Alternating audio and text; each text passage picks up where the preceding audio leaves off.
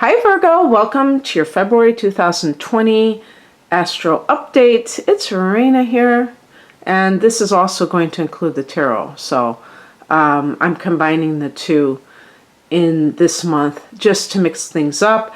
And when the sun is in Aquarius, as it is when this month begins, it's in the house that you rule, the 6th house. So that's got to feel a little bit familiar to you because it's the house of how you order your days, how you are productive, organization, health, and your job itself, if, job matters. So, that could be featured.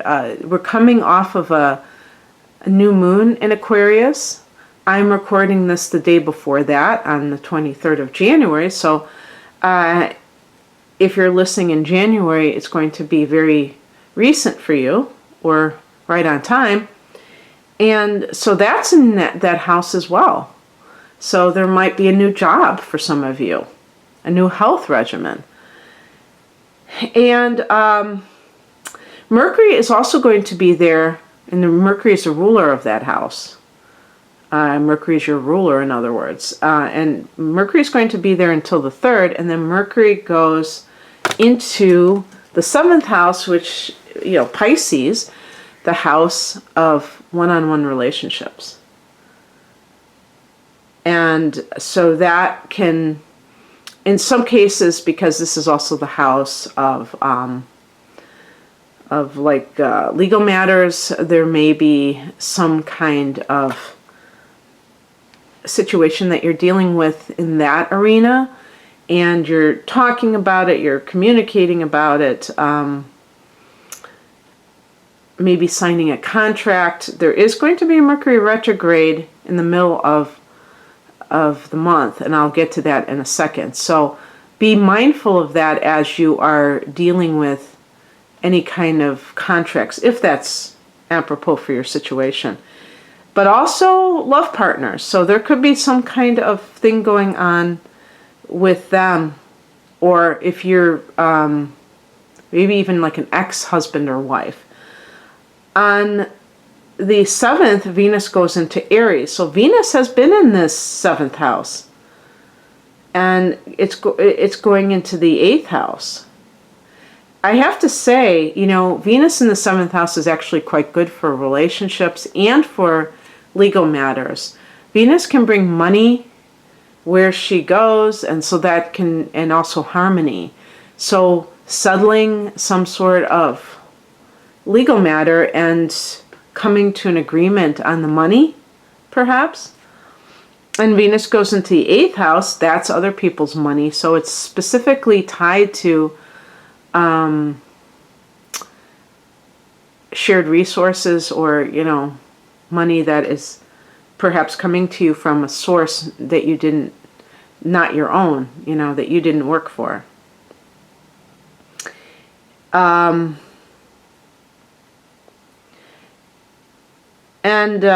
me see. I'm trying to figure out, like, if there's any connection with some of this other stuff, because the 8th house is the house of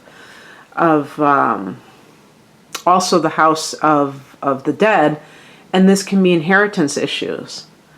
So if you're coming to an agreement about that, then perhaps that's what is being shown here. And the full moon on the 9th is at 20 degrees of Leo, and Leo is your 12th house. So this brings up all kinds of stuff from I was going to say the past lives, perhaps. It's a great way to kind of break bad habits and to kind of close, to get closure. It's the last house on things that needed to be finished, like a cycle coming to a close. And actually, next month in March, exactly a month from that date, you're going to have your own full moon, which will be falling in your 1st house. And of course, I'm pretending that everybody has the same chart as Virgo Sun or Rising. But so just to keep that in mind, because there might be some endings personally, but also in the grander scheme of who you are this month in the 12th house. Okay, now I'm going to pick some cards, and then I'll just finish up those transits in a second. Well, that's kind of that card that I'm talking about in a lot of ways. Oh my God! Oh boy. Well, I don't know what to say. I don't know what to say, Virgo. I do not know what to say. I don't know if I've ever quite gotten a reading like this. Okay. I say this pretty frequently, that when I started doing this, I was afraid of this. I was afraid that I would get like all of these challenging cards, you know, and what would I do? What would I say? Now I just laugh at it because, you know, first off, don't take these kinds of readings too seriously. These are online. We're doing these. If we're tarot readers, we're doing this. We're not claiming that we're speaking for all people of one sign. Okay, so, and that's not me trying to weasel out of it. I mean, it's just the truth. And,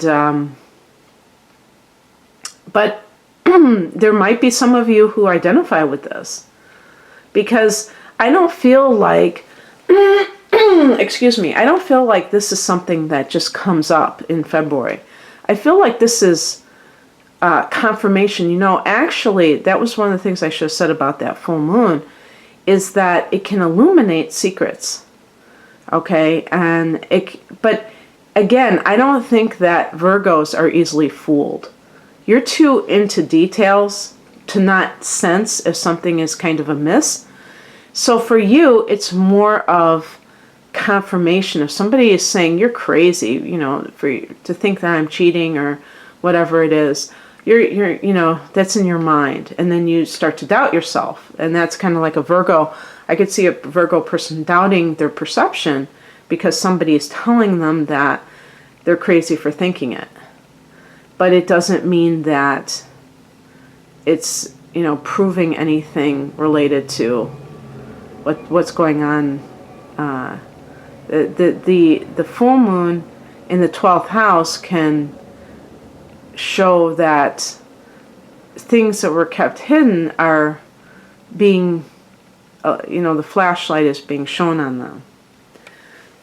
And so that can help you, and it releases you from that guilt. If you know, have been thinking, gee, I wonder if I should leave. I mean, I don't think that this person really has my best interest in heart. The Ten of Swords is the central theme. This is a card of betrayal. So this may be something that you have been dealing with maybe since January. I'd have to look to see if there was some kind of, because the transits for February are not like that. I mean, they're very matter of fact. They're kind of actually quite good for relationship matters and things like that. I'll get to I'm going to be getting to the retrograde, because that could be what it is. And it could be like if you had a relationship with somebody and they betrayed you, they cheated on you, and you left them, and now during the Mercury retrograde, they're trying to come back. Let me give you those dates. Excuse me, I just woke up, so I'm getting my vocal cords. On the 16th, Mars goes into Capricorn. So, for you, that's the 11th house. And you know, it's funny because, so that means that Mars is in the 10th house until mid-month in Sagittarius. No, that doesn't sound right. No, that's wrong. Sorry. Mars is in the 4th house. Right. Well, there you go. Mars is in the 4th house and then goes into the 5th house. Okay. So this might be something to do with an inheritance, actually, because the 4th house is the house of the mother and the home. So if you have been fighting with siblings, and this could be going back since the holidays, maybe, or before that. I'm assuming it has to do with a property or money that was supposed to be. Maybe the mother is not even with us anymore, but it's about her inheritance or something like that. You may feel betrayed by them. The mother could be involved, though, and you're fighting with her as well. So, on that same day, Mercury goes retrograde at 12 degrees of Pisces in the 7th house. So, if you, excuse me, if you had signed a tentative agreement and they said, wait a second, we just found out there's something wrong with that. That could be suggesting that something is not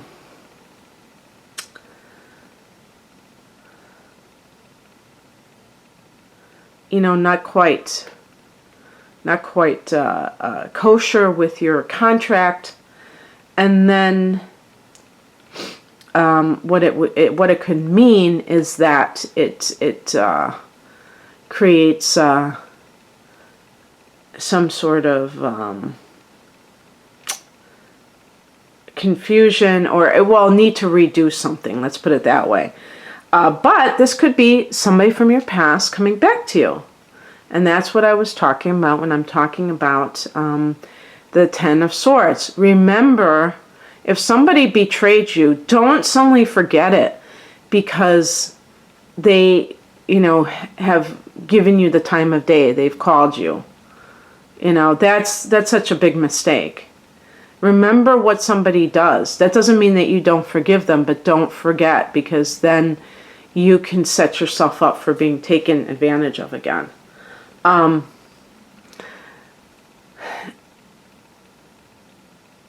I got somebody that was apparently a Virgo. Last month, you may have read the comment if you are a regular, who said something about me that I said that Virgo is not, that Virgo is the servant, and I mentioned something about being a doormat. And I immediately, and they said I should get my facts together and all this stuff. Well, I just looked it up, like within 2 seconds, I found exactly the same information, because I'm just parroting what I read. I'm not making it up. A lot of the things I might elaborate on things based on, my own experiences. But the thing is that Virgo is the opposite sign of Pisces, and they do sometimes kind of reflect each other in terms of what they represent. Virgo is the servant. Being a servant isn't bad. I'm not saying a literal servant. It's the vibration of the servant, somebody who wants to serve. That's the 6th house, the house of service. This could be volunteer work. This could be putting your own ego aside. That's what a servant is. A servant is somebody who can dedicate their life to serving somebody else because they have humbled themselves. That is no small feat. Not everybody has the capacity to do that. To me, it's a spiritual thing. Okay, but that aside, that same desire to be of service in relationships can lead the person to be taken advantage of, because there are some people who are users who just want to take from others and they don't offer anything in return. And it's not about tit for tat. It's not about keeping books on who's doing what in the relationship. It's about exchange of energy. If it's a one-way flow, then it isn't a balanced relationship. And that's the point. And it leads to these kinds of things. So looking at your relationship very soberly, even if if you broke it off and the person's coming back, or if they broke it off and you're like, oh, the past position, the Five of Swords is a card of a lot of maybe narcissistic smear campaign. This can apply in so many different areas. This could be coworkers. This could be coworkers trying to get in good with the boss. This could be in a probate issue. Coming up with reasons why you need to be excluded from the will with the lawyer. Things like that. And understanding that. The higher message is the Three of Swords. This is a card of feeling rejected, and also this could be like a lover's triangle. So acknowledging that, not to run away from it if it's true for you, but also as a spiritual message with anything to do with heartbreak. Virgo is an earth sign, and it's also ruled by Mercury, so it has that cerebral quality to it. I have the moon in Virgo. Moon are the emotions. It's very easy for me to intellectualize my emotions. Earth signs are very earthy. I wish I could come up with a different adjective.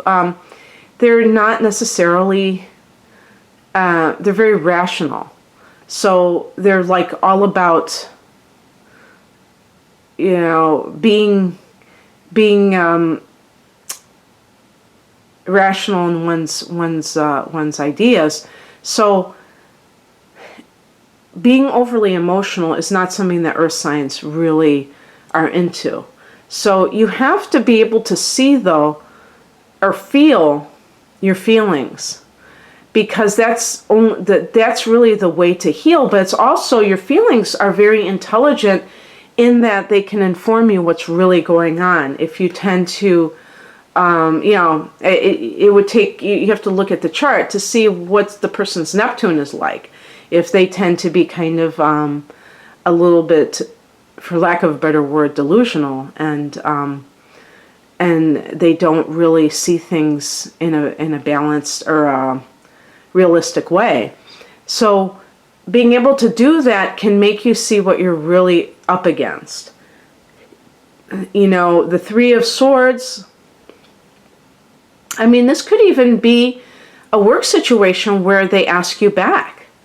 They fire you based on, for unfair reasons, and then they say, "Oh, we made a mistake. Will you come back?" And the question you have to ask yourself is, why would a company believe somebody else instead of me? That points itself to a bad managerial style. So, I mean, really looking at that, the Three of Swords, you can feel that rejection, and that can weaken your resolve and make you like, yeah, I'm gonna go back there and I'm gonna do this. And it's like, no, these people betrayed you. Don't sugarcoat it. Don't think that it's no big deal because of whatever. Definitely see what has happened, admit what has happened to yourself, and be able to make choices based on that, not on some kind of because of vague emotional desires. What crosses you is the Three of Cups. This is the card of friendship and, kind of like having a good time and stuff like that. Now, this is the thing. It could point to, I really felt like, I don't even know if I had picked that card yet, but I felt this thing about friends that were backstabbers. So it could even be frenemies. It might be in some cases that what you're dealing with are people who are not, they don't have your best interests at heart. Now, sometimes this can be because they're jealous and they really do admire you, but it's twisted. You know, I think of envy as admiration gone bad, you know, and the person really feels a sense of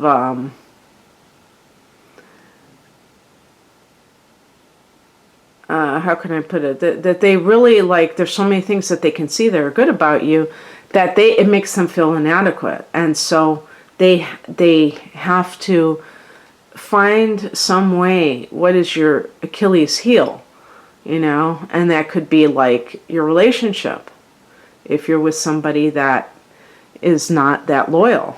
But again, and this is the flying monkeys, you know what I mean, in the workplace.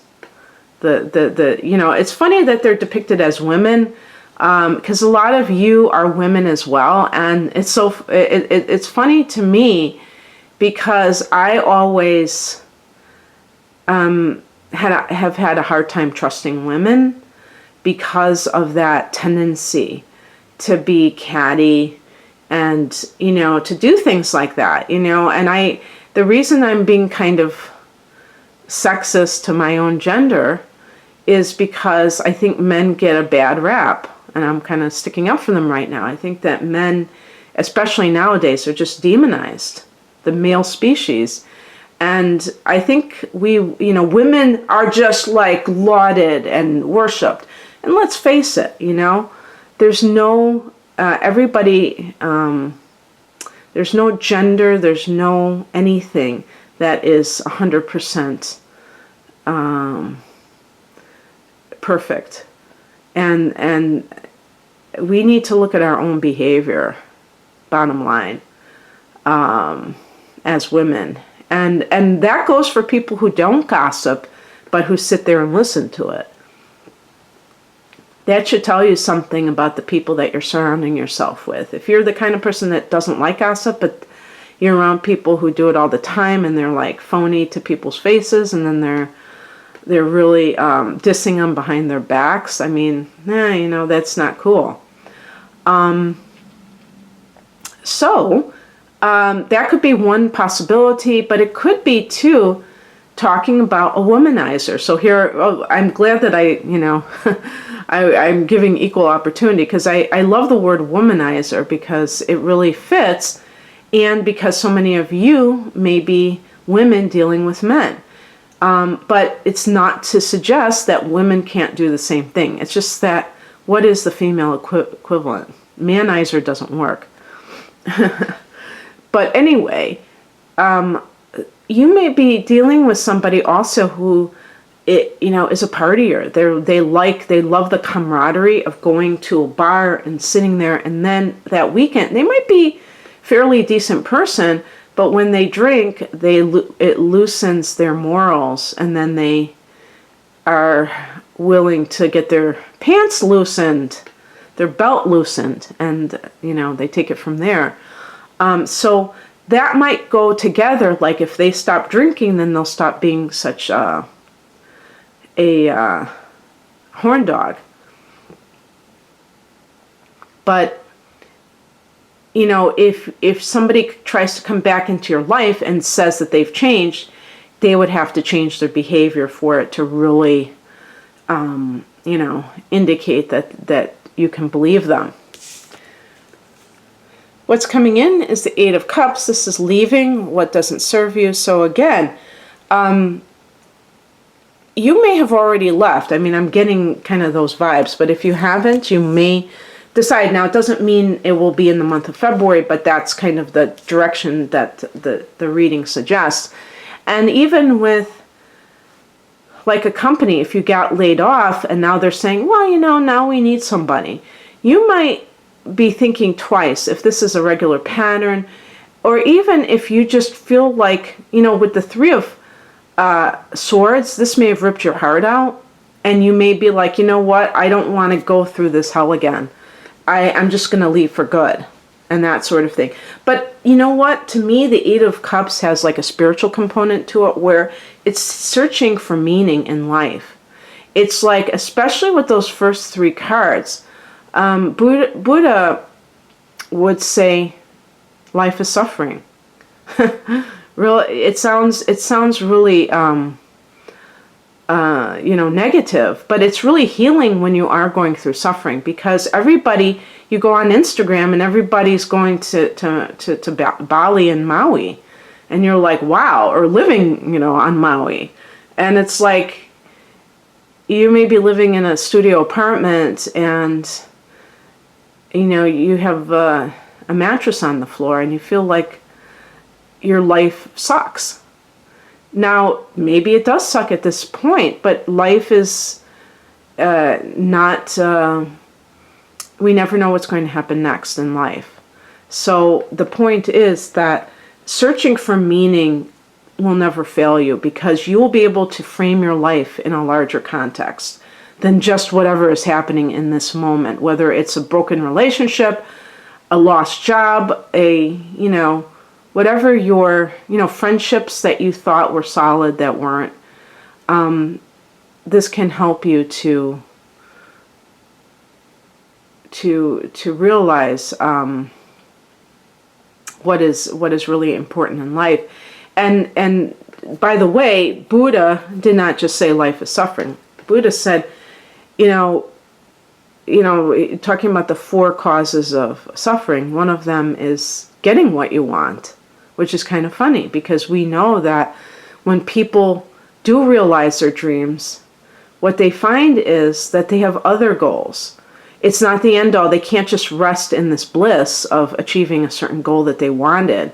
Whatever it is, even something like winning the lottery, it can only make you so high, and then you come down to reality. And for something as dramatic as winning the lottery, where you could become a multimillionaire overnight and you were working in a factory for 30 years, think about those people who within a year they've lost everything, and their life really comes crashing down on them. Why would it be if they had such good fortune? Because they were not ready for it on the spiritual level. They went too high, too fast, and they could not accept that level of good coming to them, because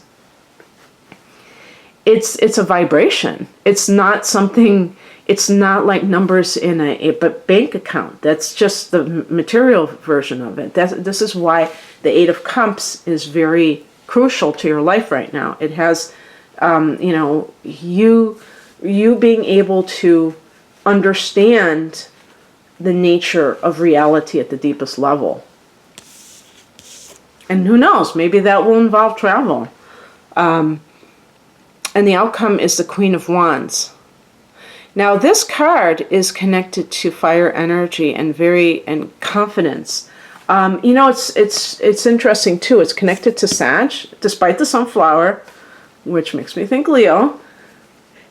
And if it's a timing card, we're having the first eclipse in Sagittarius in June 5th. And for you, we were just talking about something related to Mars in Sag, being in your fourth house. Maybe domestic conflict of some sort. I think there's going to be some sort of closure, resolution in June with that, because of the eclipse in that fourth house. 15 degrees of Sagittarius. And you being a mutable sign will feel it anyway. This is an angular house, the fourth house. So it means that these affairs are very important. So the transits are going to be very important, and the eclipses, therefore. And, and also you're having it in Gemini in 2020 as well, eclipse. So that's the 10th house of career. So you're really having, a lot of events a lot of change in your life with your home and family and your career in 2020, Virgo. So, just a couple more things I wanted to mention before I go. So Mars goes into your 5th house on the 16th. You may be like deciding you're going to start your own business. I don't think there's any problem with beginning the process during a Mercury retrograde, because this is the same day as Mercury goes retrograde, because you're not launching it. You're just kind of working on it. Maybe you're working feverishly on it. Because there is a Mercury retrograde, maybe this even has, for some people, perhaps this is something to do with fertility. If you've been trying to have a child, you might have been rethinking the issue. Well, I'm gonna hold off on that because there's too much to suggest other things. It's kind of a conflict. But Mars in the 5th house can be an affair. It can be like you're getting hot and heavy with somebody. It's not necessarily, it could be a lust thing. So perhaps if you were the one who's been betrayed, you're going to go out and kind of like make yourself feel better. I don't know. It could just be somebody who's channeling all of their angst into art and very, very into that. And there's going to be a new moon in your 7th house on the 23rd of February. So that's nice. You know, that might be some kind of reconciliation with somebody that, I mean, like I said, there's good 7th house stuff happening. Venus and then new moon. It's just that Mercury can make things still up in the air until March, until it gets settled. So you don't have to decide on anything now. Okay, Virgo, that's what I have for you. I hope that you enjoyed this. And if you'd like a private reading, the link is below. Take care. Bye.